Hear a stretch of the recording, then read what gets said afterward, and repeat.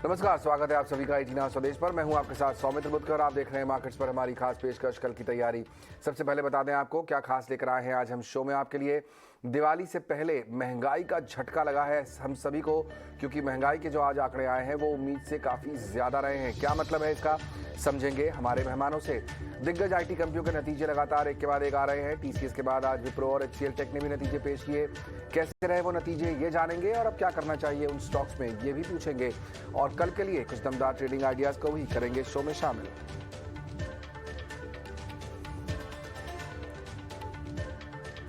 तो शुरुआत बाजार से ही करते हैं, जहां हमने देखा कि आज 3 कारोबारी दिन से जारी गिरावट पर ब्रेक लग गया और उतार चढ़ाव के बाद बाजार एक अच्छी तेजी के साथ ही बंद हुए। निफ्टी 140 अंक से ज्यादा चढ़ा, 17,124 पर बंद हुआ। सेंसेक्स में हमने करीब 480 और निफ्टी बैंक में 400 अंकों की तेजी देखी। मिड कैप इंडेक्स में भी अच्छी रफ्तार आज देखने को मिल रही थी। बाजार में इस तेजी की क्या वजह है, बताने के लिए जुड़ रही है मेरे साथ मेरी सहयोगी प्रियंका उपल-आनंद। बिल्कुल, देखिए आज बाजार शुरुआत से ही फर्स्ट हाफ से आप देखिए ओपन के साथ ही आपको लग रहा था कि रिकवरी के साइन दिखाएगा और अपने 17,000 डीएमए, जहां 200 डीएमए है, बड़ा सपोर्ट था, जहां से 3 बार बाउंस बैक हो चुका है, वहां से बाउंस बैक हुआ। तो ये एक क्रूशियल पॉइंट रहा बाजार के लिए। और आप उसके बाद देखिए तो बाजार में रिकवरी दिखी।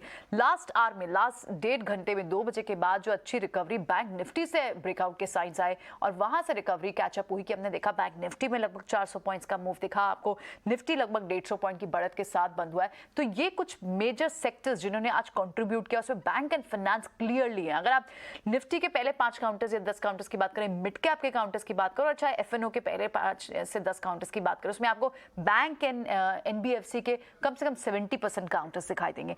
निफ्टी पर जो बड़े काउंटर्स, जिनमें दूसरे जो सेक्टर्स है जिन्होंने आज कंट्रीब्यूट किया और निफ्टी के टॉप गेनर्स भी हैं, उसमें ऑटो पैक में बजाज ऑटो जैसे काउंटर्स थे। इनफैक्ट अगर आप पहले गेनर्स की बात करें तो उसमें आपको पावर ग्रिड, कोल इंडिया, ये वो स्पेसेस है जो चल रहे हैं। आज भी इनमें मोमेंटम था। इसके अलावा आपको ऑटो पैक से बजाज ऑटो जैसे काउंटर्स, महिंद्रा एंड महिंद्रा जैसे काउंटर्स दिखाई दिए। और इसके अलावा आपको दिखे क्लियरली बैंक्स में आपको, चाहे वो एक्सिस बैंक हो जो बड़ा टॉप गेनर है, बैंक्स में चाहे आपके लिए इंडसइंड बैंक हो, कोटक बैंक हो, एसबीआई बैंक हो, इन सभी में आपको अच्छी मूव देखने को मिली। तो ये आप पहले 5 इंडेक्स स्टॉक्स देख रहे हैं, लेकिन मेजरली ऑन द लार्ज ये सेक्टर्स थे। एक और जो सरप्राइज सेक्टर जिसके मूव्स आज बहुत ही अनडिसाइसिव दिख रहे हैं वो है आईटी के नंबर्स। एचसीएल टेक और विप्रो के नंबर्स आने से पहले आज दोनों काउंटर्स हैं, इनफैक्ट पूरे काउंटर ने स्ट्रेंथ दिखाई। इन्फोसिस के नंबर, टीसीएस के नंबर के बाद और इन्फोसिस के बायबैक के ऐलान के बाद भी आपको याद होगा कि ट्रेडर्स को किस तरह से एक्साइट नहीं कर पाए थे सेक्टर, लेकिन आज आपको यहां पर बाइंग इंटरेस्ट जरूर दिखाई दिया नंबर से पहले। लेकिन जो वीक स्पेसेस थे उसमें काउंटर्स एक भारतीय एयरटेल या फिर थोड़े फार्मा के काउंटर, डॉक्टर रेड्डीज जैसे काउंटर्स है। हालांकि डिविस लैब, जिस पर नेगेटिव न्यूज एक कल आई थी, म्यूटेड Q2 अर्निंग्स रह सकती है, वहां पर उस ट्रिगर के बाद हमने बड़ा ट्रेंड देखा था, लेकिन आज थोड़े रिकवरी मोड में वहां के भी काउंटर्स दिखाई दिए। आज उन काउंटर्स में, उस स्पेस में भी बड़ी मूव थी जहां पर डिसइन्वेस्टमेंट का ट्रिगर है। आईडीएफसी फर्स्ट बैंक हो, आईडीएफसी लिमिटेड हो, इनमें इनफैक्ट एससीआई जैसे काउंटर्स में भी, आप कॉनकॉर्ड जैसे काउंटर्स में भी देखें, वहां पे भी कल से एक्शन बना हुआ है। तो ये बड़े काउंटर्स थे जहां पर मूव दिखी। दूसरे कुछ और counters like commercial vehicle finance हो, श्रीराम ट्रांसपोर्ट फाइनेंस हो, महिंद्रा फाइनेंस हो, चोला फाइनेंस हो, इन सभी में आपको मूव्स अच्छी दिखाई। कैनफिन होम्स आपको फिर से रिकवरी करते हुए लगभग वहां पर 490 का 92 तक का टारगेट बनता हुआ दिखाई दे रहा है। एक और स्पेस था जिसने अच्छा मोमेंटम दिखाया, क्योंकि वो न्यू स्पेस उसमें एक्शन दिख रहा था, वो था ऑल मार्केटिंग कंपनी। सब्सिडी की बात यहाँ की जा रही है, उस स्पर्ट में, उस एंटिसिपेशन में वहां मूव थी। और साथ ही फर्टिलाइजर और केमिकल स्पेस के कुछ स्पेस पॉकेट्स लाइक आरती इंडस्ट्री हुई, दीपक नाइट्रेट जैसे काउंटर्स हुए, कोरोमंडल जैसे काउंटर्स हुए, जहां पर मूव देखने को मिली। ओवरऑल हमने 17,000 के बड़े बेस को, बड़े सपोर्ट को जरूर बचाया है। और अब आप यूएस फ्यूचर्स को देखें तो वो भी प्लस दिख रहा है। तो शायद साइंस यहां से दिख रहे हैं कि बाजार कल तेजी में दिखेगा आपको। बिल्कुल, तो बाजार में हमने देखा कि आज एक रिकवरी का मूड ज़रूर दिखाई दिया, लेकिन आज शाम को जो डेटा आया वो बहुत अच्छा नहीं कह सकते हैं। महंगाई का आंकड़ा जो सामने पेश आया आज शाम को, वो 7.41% पर पहुंच गया है। तो महंगाई एक बार फिर बढ़ते हुए दिखाई दे रही है। यूएस के भी महंगाई के जो आंकड़े धीरे धीरे एक एक करके सामने आ रहे हैं, वो भी कुछ उम्मीदों से ज़्यादा ही दिख रहे हैं। लेकिन इस सब का क्या मतलब है, मेरे 2 खास मेहमान मेरे साथ जुड़ रहे हैं, रवि सिंह और नितिलेश पावस्कर। आप दोनों का बहुत बहुत स्वागत। रवि, पहले आपसे जानना चाहूँगा मैं, महंगाई का डेटा जो आया है अभी हमारे सामने, वो थोड़ा सा चिंता की बात कह सकते हैं, क्योंकि इतनी ज़्यादा महंगाई की उम्मीद की नहीं थी बाजार ने। क्या लगता है आपको, कितना नेगेटिव इम्पैक्ट पड़ेगा कल बाजार पर इसका? देखिए, यहाँ पर सौमित जी आपने बिल्कुल सही कहा, जिस हिसाब से नंबर्स आए हैं वो कॉन्फिडेंस यहाँ पर लूज़ करते हैं और चूँकि इंटरनेशनल यहाँ पर कॉन्फिडेंस थोड़ा-सा स्टेबल है, इस वज़ह से उतना इम्पैक्ट तो नहीं दिखाई दे रहा, लेकिन एक जो है इन्फ्लेशन का डर या फिर ये कहें कि जो आगे फेस्टिवल सीज़न्स चल रहे हैं, इस वज़ह से परचेज़िंग थोड़ी-सी अच्छी देखने को मिल सकती है। तो ओवरऑल जो सेंटिमेंट है वो एक स्टेबिलिटी की तरफ रहेगा, लेकिन लॉन्ग टर्म ग्रोथ के पॉइंट ऑफ व्यू से काफ़ी हिट नंबर है और उसका इम्पैक्ट आने वाले स्टॉक मार्केट के अलग-अलग सेक्टर्स में देखने को मिलेगा। तो मुझे लगता है कि स्वामी जी अभी की बात करें फिलहाल तो मुझे लगता है कि जो एक था कि मोमेंटम दिवाली तक मार्केट में एक अप ट्रेंड स्टार्ट हो जाएगा, वो कहीं न कहीं से अब ठहराव करता हुआ नज़र आएगा, रुका हुआ नज़र आएगा और निफ्टी के लेवल्स जो बार-बार ऐसा लग रहा था कि वापस एक नए हाई की तरफ बढ़ेंगे, 17,500-600 के लेवल तक रह जाएँगे, वो शायद अब यहाँ पर डिसअपॉइंटमेंट होगा और 16,900 और 16,800 की तरफ निफ्टी के लेवल देखने को मिल सकते हैं। तो थोड़ा-सा मोमेंटम यहाँ पर रुकता हुआ नज़र आएगा और फेस्टिवल्स की वजह से थोड़ा ईज़ ऑफ तो होगा, लेकिन लॉन्ग टर्म पे उसका इम्पैक्ट रहेगा। लॉन्ग टर्म पे इम्पैक्ट रहेगा, ये बिल्कुल चिंता की बात दिखाई दे भी रही है। नितिलेश, आप क्या रीड कर रहे हैं इस समय? यूएस फ्यूचर्स हमने देखा कि पॉजिटिव टेरिटरी में कारोबार कर रहे थे, लेकिन धीरे धीरे वहां भी बढ़त कम होती दिखाई दे रही है। आज 17,000 के ऊपर क्लोजिंग तो हुई है, कितनी कन्विंसिंग है ये?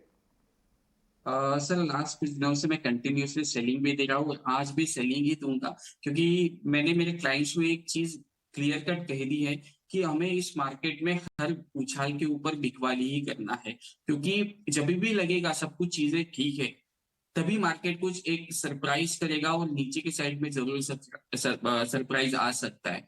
कुछ लास्ट दिनों से हम लोग देखेंगे निफ्टी पहले 17,500 के नीचे क्लोज नहीं दे रहा था, अभी वो 500 को भी पार नहीं कर पा रहा है, लेकिन जैसे ही कुछ बाउंस मिलेगा तो यहाँ पे मैं सेल का ही रिकमेंडेशन दूंगा। जैसे मैं रवि सर को सुन रहा था, एग्जैक्टली मेरे भी वही टारगेट है 16,800 के आसपास, लेकिन गलती से मार्केट 16,800 से लेके 16,900 इस रेंज के नीचे अगर ट्रेड करना चालू कर देगा तो नया हाई की हम लोग बात नहीं करेंगे, शायद से मार्केट नया लो भी दिखा सकता है आने वाले 2 से 3 महीनों में।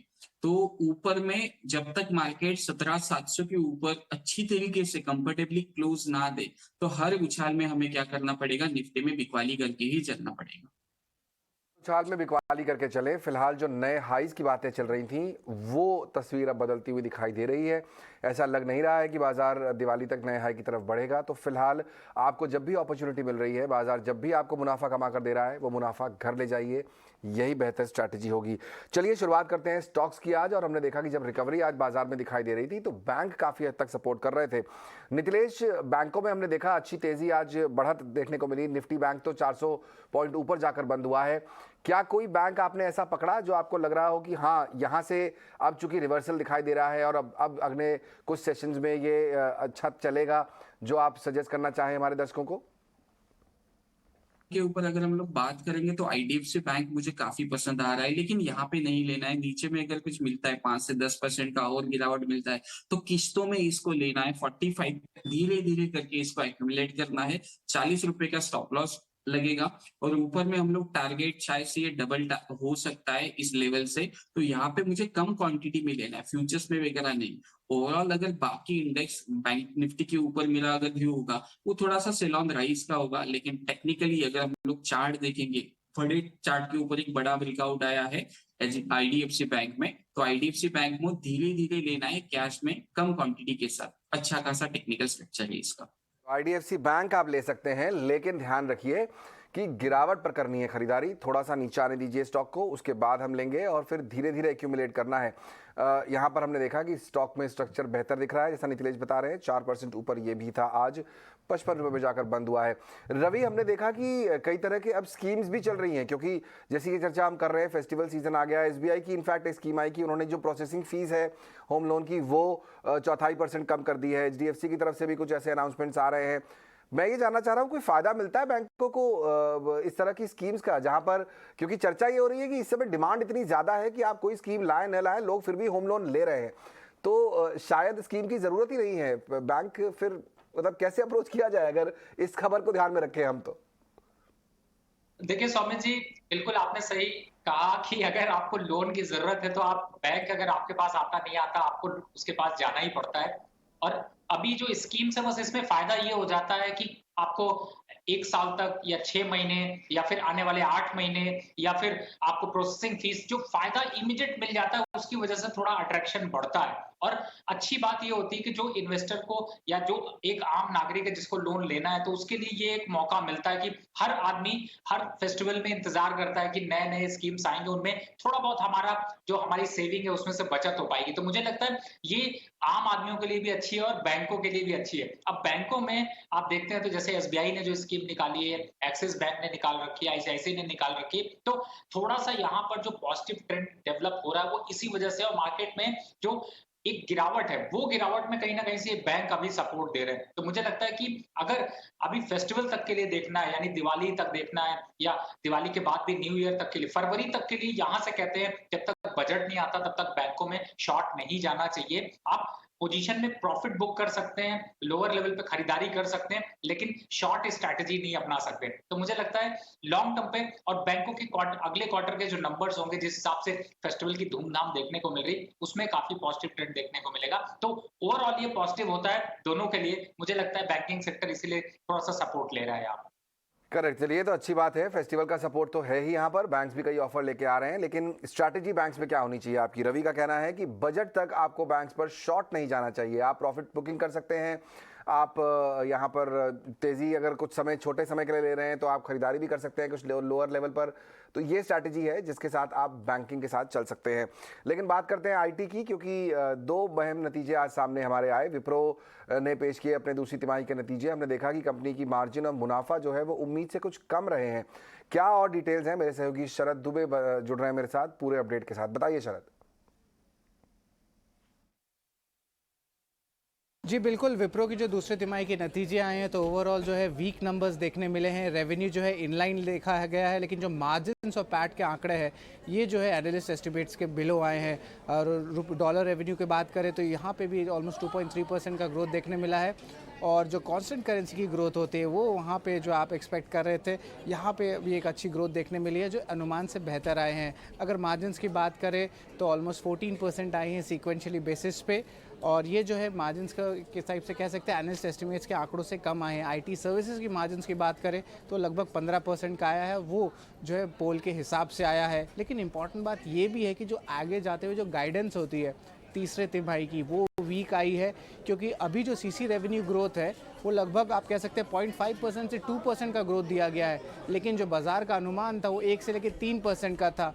और इसके अलावा मार्जिन की भी कोई गाइडेंस दी नहीं गई है, तो इस पर ज़रूर फोकस रखिएगा। लेकिन एट्रिशन है, एक पॉजिटिव न्यूज़ है कि लगातार तीसरे क्वार्टर में एट्रिशन आंकड़े कम हो रहे हैं। और तिमाही दर तिमाही अगर बात करें तो एट्रिशन में भी जो है गिरावट लगभग 30 बेसिस पॉइंट्स का देखने मिला है और एट्रिशन लगभग 23% पे आ रही है। और मैनेजमेंट कमेंट्री भी जो है ऑफकोर्स सैलरी इंक्रीज़ हुई है तो वेज हाइक में प्रेशर देखने मिला है मार्जिन्स में, लेकिन इसके अलावा जो है प्राइस रियलाइजेशंस और डील साइज में जो मैनेजमेंट कमेंट्री पॉजिटिव रही है। और वो एक्सपेक्ट करें कि कैश फ्लोज में भी इस साल इंप्रूवमेंट देखने मिलेगा। ओके, तो एट्रिशन यानी कि एक समस्या अभी भी बनी हुई है विप्रो के लिए। इससे पहले कि मैं अपने मेहमानों से पूछूं कि विप्रो पे क्या करना चाहिए, एचसीएल टेक का भी एक बार रिव्यू देख लेते हैं, क्योंकि उनके नतीजे भी आए और कंपनी ने 10 रुपये प्रति शेयर के अंतरिम डिविडेंड का भी ऐलान किया है। इसके नतीजे कैसे रहे हैं? पूजा त्रिपाठी मेरे साथ जुड़ रही है। बताइए पूजा, एचसीएल टेक के नंबर्स कैसे रहे? एचसीएल टेक के नतीजे हर पैरामीटर पे अनुमान से बेहतर नजर आ रहे हैं। अगर मुनाफे की बात करें तो वो आंकड़ा करीब 3489 करोड़ का है, हमारा अनुमान 3380 करोड़ का था। आय की बात करेंगे तो ये जो नंबर है 24,686 करोड़ के आंकड़े आए हैं, हमारा अनुमान 24,350 करोड़ का था। इसके अलावा एबिट मार्जिन भी देखेंगे तो 17.4% का हम अनुमान कर रहे थे, उसके सामने 18% के फिगर्स आए हैं। और डॉलर रेवेन्यू के टर्म्स में भी बात करेंगे तो वहां पर करीब 40 मिलियन की ग्रोथ देखने को मिली है। 3082 मिलियन डॉलर आय कंपनी ने पोस्ट की है हमारे अनुमान से, जो कि ज्यादा है। Revenue growth constant currency terms में भी देखेंगे तो वो 3.8% पर है, 3% का हमारा अनुमान था। तो हर फ्रंट पर अगर देखेंगे तो नंबर्स अनुमान से बेहतर नजर आ रहे हैं। रेवेन्यू गाइडेंस भी जो है वो भी कंपनी ने रिवाइज कर दी है ऊपर की तरफ। 12 से 14% का पहला था गाइडेंस, उसको बढ़ा के 13.5 से 14.5% कर दिया है। इसके अलावा अगर मार्जिन गाइडेंस की बात करेंगे तो वहां पर हल्की कमी आई है। पहले 18 से 20 का % का गाइडेंस दिया था, वो थोड़ा घटा दिया है और 18 से 19% का गाइडेंस वो देख रहे हैं। तो ओवरऑल अगर बात करेंगे तो नतीजे अनुमान से बेहतर है। मैनेजमेंट कमेंट्री भी काफ़ी अच्छी नज़र आ रही है।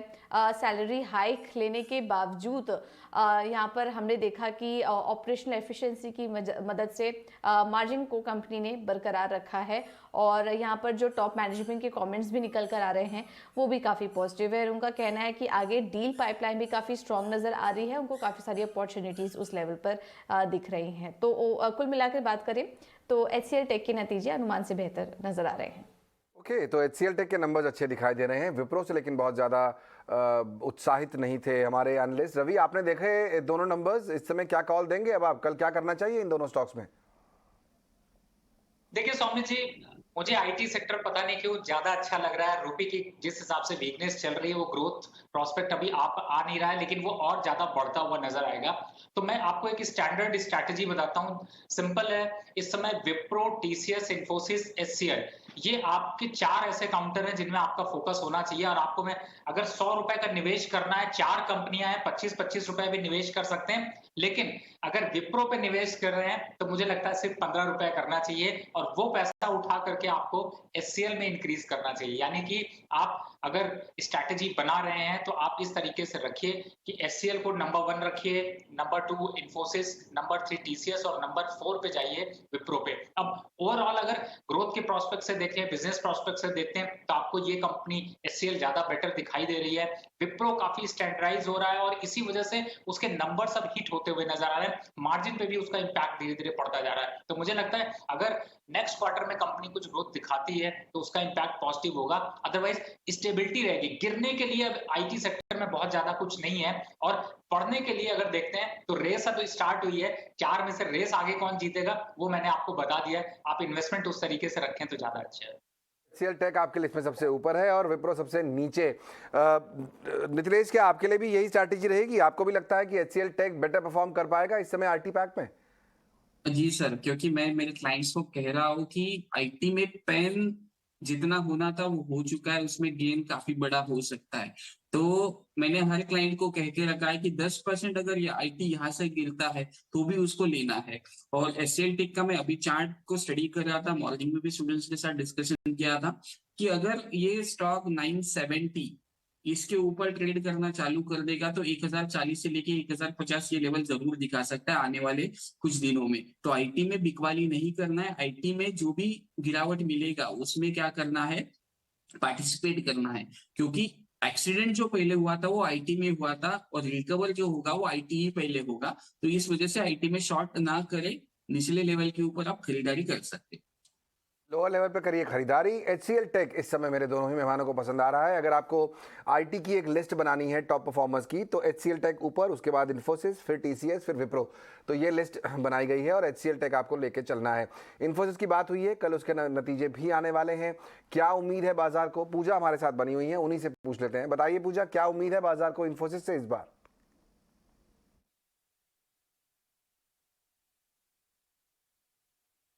इन्फोसिस के नतीजों में इस बार सबसे अहम होगा बायबैक की घोषणा और हमारा अनुमान है कि कंपनी इस बार 10 से 15 हजार करोड़ के बायबैक की घोषणा कर सकती है। अगर फाइनेंशियल्स पर बात करें तो डॉलर टर्म्स में जो आय रहेगी वो करीब 4590 करोड़ के मिलियन के आसपास रह सकती है। रुपी टर्म्स में जो रेवेन्यू होगा उसमें हमारा अनुमान है कि आंकड़ा 36,520 करोड़ के पास रह सकता है। एबिट मार्जिन जो है वो इस बार 20.5% के रहेंगे, पिछले क्वार्टर के 20.1% के सामने, और मुनाफे में करीब 500 करोड़ की बढ़त देखने का हमारा अनुमान है। लेकिन इस बार जो नतीजों में सबसे इंपॉर्टेंट फैक्टर होगा देखने के लिए वो तो सबसे पहले हमने आपको बताया बायबैक को लेकर किस तरह की घोषणा आती है कंपनी की तरफ से, इस पर हमारी नजर रहेगी। इसके अलावा दूसरी छमाही की जो कमेंट्री है वो मैनेजमेंट की थोड़ी कॉशियस रह सकती है, तो इस पर भी हमारा फोकस रहेगा।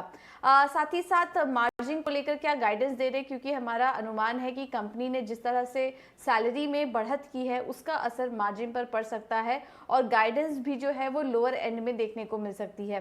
क्लाइंट कन्वर्सेशन किस तरह से चल रहे हैं और इसके अलावा डील पाइपलाइन कैसी होती है, स्पेशली मैन्युफैक्चरिंग वर्टिकल में, ये देखना काफ़ी इंपॉर्टेंट होगा। हायरिंग ट्रेंड और अट्रिशन रेट भी कैसे रहते हैं, इस पर भी हमारी नज़र रहेगी। तो कुल मिला के इन्फोसिस के नतीजों से बात करें तो नतीजे स्थिर रहेंगे और बायबैक की घोषणा पर हमारी नज़र रहेगी। बिल्कुल, बायबैक पर नजर रहेगी कि इन्फोसिस के जब नतीजे आएंगे तो काफ़ी चर्चा चल रही है। देखते हैं कंपनी कितना बड़ा बायबैक अनाउंस करती है। कल और कौन से बड़े अहम ट्रिगर हैं जिन पर आपकी नज़र होनी चाहिए? मेरी सहयोगी वामाक्षी जुड़ रही है मेरे साथ बताने के लिए। बताइए वामाक्षी। जी बिल्कुल, शुरुआत करते हैं हम कुछ ग्लोबल क्यूज़ के साथ। तो जापान का पीपीआई डेटा जो कल आने वाला है वो काफ़ी इंपॉर्टेंट है ट्रैक करने के लिए। अगर हम यूएस बाज़ार की बात करें तो कुछ इंपॉर्टेंट इकोनॉमिक क्यूज़ आज आने वाले हैं जिसका इम्पैक्ट यूएस के बाज़ार पर आज होगा और यही इम्पैक्ट हमें इंडियन मार्केट्स पर कल आते हुए दिखेगा। तो यूएस पीपीआई डेटा इस पर नज़र बनाए रखिएगा। इसके अलावा एफओएमसी मिनट्स जो है उनके मीटिंग के मिनट्स जो सितंबर में बैठक हुई थी वो भी काफ़ी इंपॉर्टेंट है ट्रैक करने के लिए। और आखिर में EIA short term energy outlook, ये भी काफ़ी इंपॉर्टेंट रहेगा, तो इस पर भी ज़रा फोकस करिएगा। अगर हम अर्निंग्स की बात करें तो निफ्टी 50 में से इन्फोसिस अपने नतीजे पेश करने वाले हैं दूसरी तिमाही के। Anand Rathi Wealth, Mindtree, Angel Broking, C&10 network जैसे सारे शेयर भी फोकस में रहेंगे दूसरे तिमाही के अर्निंग नंबर्स पर। कॉर्पोरेट एक्शन की बात करें तो इन्फोसिस की बोर्ड की बैठक होने वाली है, बायबैक का प्रपोजल कंपनी कंसिडर करने वाली है। अपोलो माइक्रो सिस्टम्स भी फोकस में रहेगा, फंड रेजिंग के ऊपर बोर्ड की बैठक होने वाली है और MES फाइनेंशियल सर्विसेज की बोर्ड की बैठक होने वाली है, वो कमर्शियल पेपर्स के इशुएंस पर भी चर्चा करने वाले हैं। इसके अलावा कुछ इंपॉर्टेंट इवेंट्स हैं जिस पर आपकी नज़र बनी रहनी चाहिए। G20 फाइनेंस मिनिस्टर्स और सेंट्रल बैंकर्स की बैठक होने वाली है वॉशिंगटन में और north Atlantic council defence ministers की बैठक होगी अक्टूबर 12 और अक्टूबर 13 को नेटो हेडक्वार्टर्स ब्रसेल में। तो ये थे सारे ग्लोबल डोमेस्टिक क्यूज और इवेंट्स जिस पर आपकी नज़र बनी रहनी चाहिए कल के ट्रेडिंग सेशन के लिए। बिल्कुल, बहुत बहुत शुक्रिया वामाक्षी उस पूरे अपडेट के लिए। चलिए अब हमारे मेहमानों से ये जान लेते हैं कि ये क्यूज तो हम देखेंगे लेकिन कौन से स्टॉक हमें कल देखने चाहिए। वक्त है VIP शेयर्स का।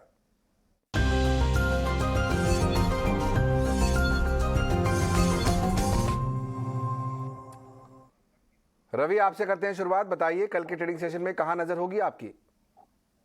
देखिए, मार्केट थोड़ा सा वोलेटाइल जरूर है लेकिन एक ऐसा स्टॉक है जो कि आपको और अच्छा फायदा दे सकता है और इंट्राडे ट्रेड कर रहे हैं लॉन्ग टर्म के हिसाब से।